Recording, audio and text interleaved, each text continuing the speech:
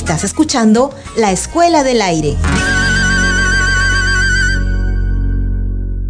Bienvenidos y bienvenidas al programa La Escuela del Aire, un espacio promovido por el Ministerio de Educación en alianza con las direcciones y gerencias regionales de educación y las unidades de gestión educativa local. El juego es la razón de ser de la infancia, pero ¿sabía usted que también es una ruta para lograr los aprendizajes? ¿Qué tan valioso es el juego en la formación escolar? Hoy tenemos una conversación que estamos seguros nos trasladará a nuestras infancias, y para ello está con nosotros la especialista de currículo EIB del nivel inicial, Mercy López. Bienvenida, Mercy, a este espacio. Gracias por permitirme estar con ustedes a través de este programa y transmitir a la familia y a los estudiantes la importancia del juego. Para empezar, Mercy, cuéntanos cuál era el juego que más te emocionaba cuando eras niña. Era construir casas, hacer muñecas. Para poder elaborarlo, solo cogía una tela, eran 2 telas en sí, la comenzaba a enrollar en un lugar más plano y luego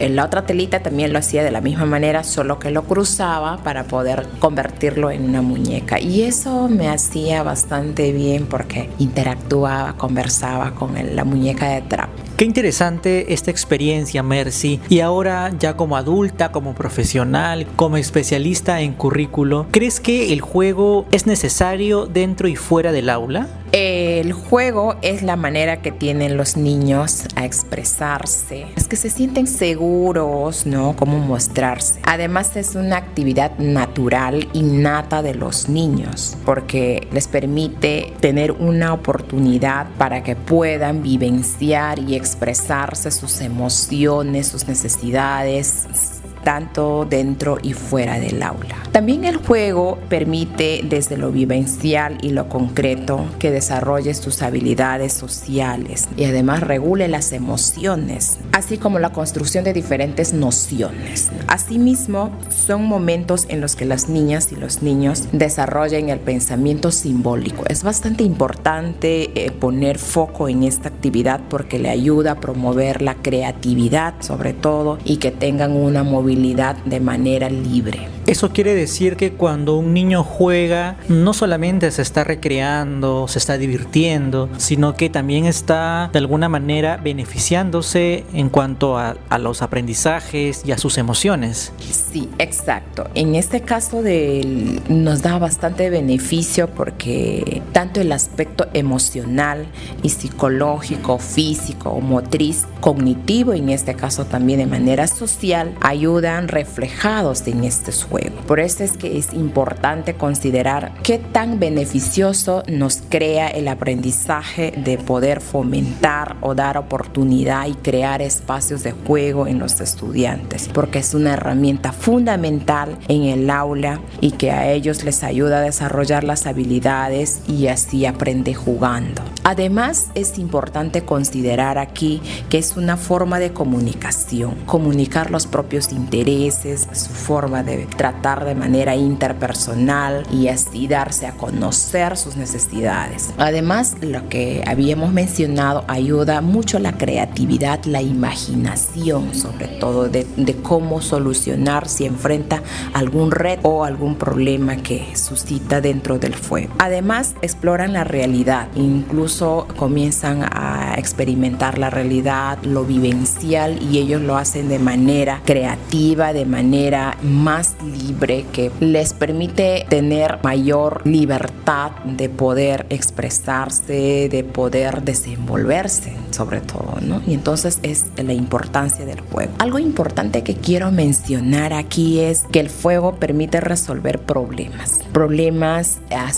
a los que ellos se enfrentan, ¿no? Cuando ellos se presentan alguna dificultad, buscan la forma de cómo solucionar esta situación que que se les presenta. Claro, eso quiere decir también que el juego les permiten a estos escolares, a niños, niñas y adolescentes a generar soluciones en su vida diaria, soluciones a problemas a los cuales están expuestos. Ahora, cuando hablamos de diversidad cultural y hablamos de juegos, sabemos de que los juegos que tienen los niños en el norte no son los mismos que tienen en el sur, lo mismo con los juegos en la parte amazónica, con la de las zonas andinas. ¿Qué tipos de juegos existen en esta diversidad cultural? Los juegos son diferentes de acuerdo a cada contexto. En los pueblos originarios, los niños y las niñas, por ejemplo, en el caso de la Amazonía, mayormente comienzan a crear sus propios juegos con el entorno que les ofrece. Por ejemplo, construyen sus canoas con unas cortezas así parecido a la canoa, con un pedazo de bloques de madera. Ellos ya convierten en sus carros, en sus transportes como canoas, botes. Y eso permite que ellos exploren, que se imaginen. Pero en caso de los Andes también parecido, pero con los recursos de la naturaleza. Por ejemplo, las piedritas lo pueden considerarlo, sus aviones, algunos lo transportan, sus carros, la forma de cómo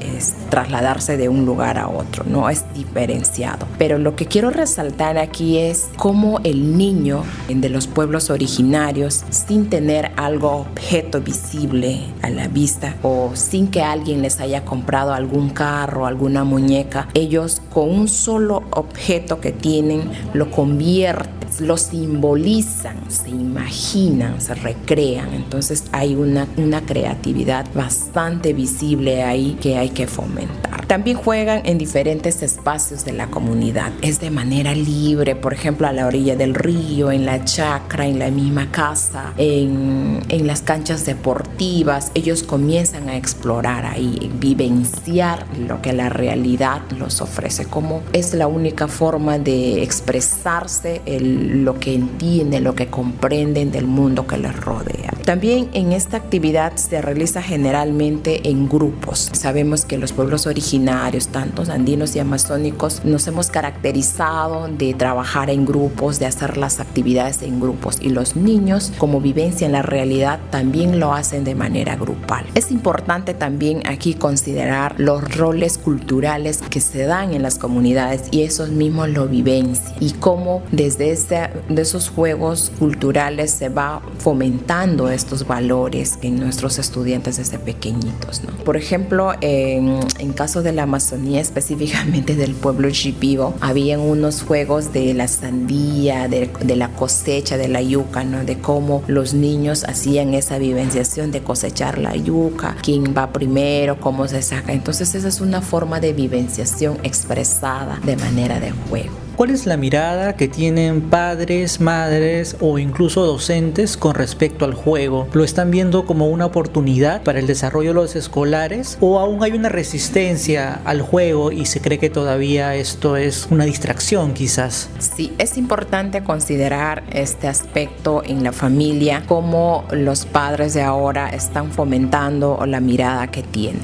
En casa, los niños hay que dejar que sean niños, pero también hay que pensar nosotros como padres de familia, la comunidad misma, alguna vez nos hemos pasado a esa etapa y cuando nos sentíamos tan felices a la hora de jugar, imaginarse eso o también compartir con sus hijos, cómo ellos jugaban cuando eran pequeños. Y entonces la importancia aquí va de que como los niños aprenden jugando, hay que promover, hay que incentivar al juego. También es de una manera de relajarse y es una buena oportunidad para que tanto la familia, el papá, mamá, hermanos, toda la familia que tengan fortalecimiento del vínculo, de cómo acercarse, de cómo dar ese tiempo que los padres de familia dan, que sea de calidad, que sea de disfrute, que sea de compartir, por más pequeñitas que sean. Pero algo importante de cómo enseñar estos juegos, si hablamos tanto de los andinos y de los amazónicos, transmitir estos juegos culturales que antiguamente se practicaba, quizás ahora ya no, porque como ya son adultos, y cómo esto se puede ir transmitiendo de manera intergeneracional. Esto nos va a permitir no solo parte del vínculo, sino que este espacio de que el padre pueda ir haciendo un acompañamiento mediante el juego y de esa manera ir conociendo al niño cuál es el proceso de aprendizaje y cómo el padre mismo lo hace un acompañamiento desde su casa para poder fortalecer estas actividades que el niño pueda realizar en las escuelas. Por eso es sumamente importante promover los juegos en la casa, en los espacios que tengan, porque el juego para el niño es un juego, un disfrute, es de manera natural e innata y sobre todo es libre, y la expresión libre es la única manera de identificar las características, las necesidades de aprendizaje, sea de manera emocional o de manera integral a los hijos, para poder brindar una adecuada atención, teniendo en cuenta las características culturales y lingüísticas de los hijos. Qué importante todo lo que nos compartes hoy en esta entrevista, Mercy. Sabemos ahora que el juego representa una estrategia, una oportunidad para que escolares puedan desarrollar y puedan cumplir con sus aprendizajes, puedan expresarse, puedan acercarse y puedan relacionarse mejor con los padres y madres de familia. Te agradecemos bastante toda la información compartida y esperamos poder conversar en una próxima oportunidad. Muchas gracias por este espacio. Estoy gustosa de seguir compartiendo estos aprendizajes, de cómo fomentar estos temas bastante fundamental en nuestros hijos desde la casa, ir acompañando y que puedan estos aprendizajes sean de calidad, y las actividades que hacen en la escuela que sean de manera lúdicas, compartidos en la casa, y que eso le va a ayudar a permitir a sus hijos a tener mayor confianza y disfrute en lo que hacen. Muchas gracias. Y bueno, eso fue todo en el programa de hoy de la Escuela del Aire. Volvemos a estudio. Estás escuchando La Escuela del Aire. Ministerio de Educación. Compunche Perú, Gobierno del Perú.